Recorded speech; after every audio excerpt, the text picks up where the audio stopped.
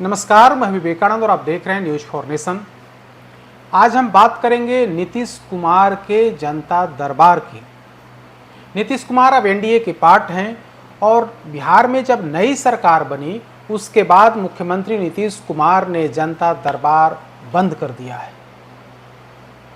बंद करने के पीछे क्या वजह है, सरकार ने तो यह स्पष्ट नहीं किया है, लेकिन जनवरी 2024 के बाद अभी तक, सितंबर का महीना है, अभी तक बंद जनता दरबार को नीतीश कुमार ने शुरू नहीं किया है।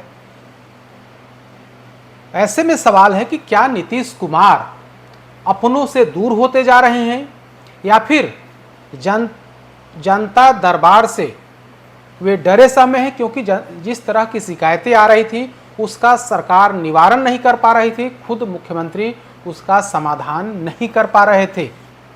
तो ऐसे में बिहार की जनता भगवान भरोसे हो गई है, क्योंकि यहाँ तो अफसर सुनने वाले नहीं हैं। अफसरशाही ऐसी है कि निचले नेताओं की बात छोड़ दीजिए, मंत्रियों की बात अधिकारी नहीं सुनते हैं। ऐसे में आम जनता जो नीतीश कुमार के भरोसे है, जिस आम जनता का भरोसा मुख्यमंत्री नीतीश कुमार पर था, नीतीश कुमार ने उस भरोसे को भी तोड़ दिया है उस जनता दरबार को बंद करके। क्योंकि आप देखेंगे तो बिहार में जब से नीतीश कुमार मुख्यमंत्री बने, यानी कि 2005 में पहली दफे बिहार में नीतीश कुमार सत्ता में आए, बहुमत के साथ सत्ता में आए, उसके तब से बिहार में बीच में 2 बार को छोड़ दें तो एनडीए की सरकार है और भारतीय जनता पार्टी और जेडीयू साथ मिलकर के सरकार चला रहे हैं। नीतीश कुमार ने जब मुख्यमंत्री की कुर्सी संभाली उसके बाद इन्होंने जनता के दरबार में शामिल होने का कार्यक्रम शुरू किया और जनता दरबार में शामिल होने के बाद बड़ी संख्या में फरियादियों की शिकायत सुनते थे, उसका समाधान भी कराते थे।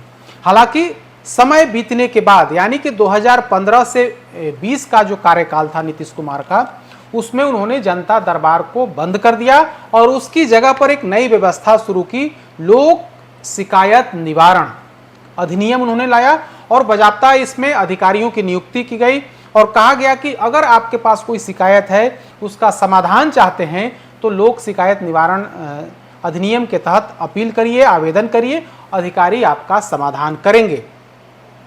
ऐसा होने भी लगा, लेकिन उसका फलाफल यानी कि रिजल्ट कुछ नहीं निकला। लोक शिकायत निवारण पदाधिकारी फैसला देते थे, लेकिन उस फैसले पर भी अंचल के स्तर से, थाना के स्तर से या फिर अन्य ब्लॉक के स्तर से, अनुमंडल के स्तर से उसका समाधान नहीं होता था, उस फैसले पर अमल नहीं होता था। 2020 में एक बार फिर से नई सरकार बनी एनडीए की, नीतीश कुमार मुख्यमंत्री बने, उन्हें लगा कि हम जनता से दूर होते जा रहे हैं, लिहाजा उन्होंने जुलाई 2021 से फिर से जनता दरबार लगाना शुरू कर दिया। बड़ी संख्या में फरियादी वहां पहुंचने भी लगे, लोगों की शिकायत सुनी जाने लगी और उसका समाधान भी होने लगा। लेकिन धीरे धीरे जिस तरह से बिहार में अफसरशाही हावी है, अफसर किसी की बात नहीं सुनते हैं, नीतीश कुमार के जनता दरबार में दिए आदेश पर भी अमल नहीं होता था। एक फरियादी एक ही समस्या को लेकर 3 बार 4 बार मुख्यमंत्री के सामने पेश होता था। इसके बाद अब जाकर के जनता दरबार को ही बंद कर दिया गया है। अंतिम जो जनता दरबार हुआ था 8 जनवरी 2024 को, तब बिहार में महागठबंधन की सरकार थी, यानी कि राजद, कांग्रेस, जेडीयू की सरकार थी और तब अंतिम जनता दरबार हुआ था 8 जनवरी 2024 को। उसके बाद बिहार में सत्ता पलट हुआ, यानी कि आरजेडी को सत्ता से बाहर कर दिया गया और फिर से भारतीय जनता पार्टी साथ में आ गई। 28 जनवरी 2024 को नीतीश कुमार भाजपा के सहयोग से 9वीं दफे मुख्यमंत्री तो बने, लेकिन वे जनता दरबार को भूल गए हैं। अब जनता दरबार नीतीश कुमार के द्वारा जनता दरबार नहीं लगाया जा रहा है। हालांकि बीच में 2-3 महीना लोकसभा चुनाव की वजह से भी सरकारी कामकाज बाधित रहा, लेकिन लोकसभा चुनाव की समाप्ति भी हुए 2-3 महीने हो गए, उसके बाद भी मुख्यमंत्री ने अपना जनता दरबार नहीं शुरू किया है। ऐसे में बड़ा सवाल यही है कि आखिर नीतीश कुमार अपनों से ही क्यों दूर होते जा रहे हैं, आखिर जनता दरबार से वे डर क्यों गए हैं। तो ऐसे में जो बिहार की जनता है, जिन वोटरों ने वोट दे करके नीतीश कुमार को गद्दी पर पहुंचाया, मुख्यमंत्री की कुर्सी दी, आखिर उसी जो आम जनता है उसको क्यों भूलते जा रहे हैं।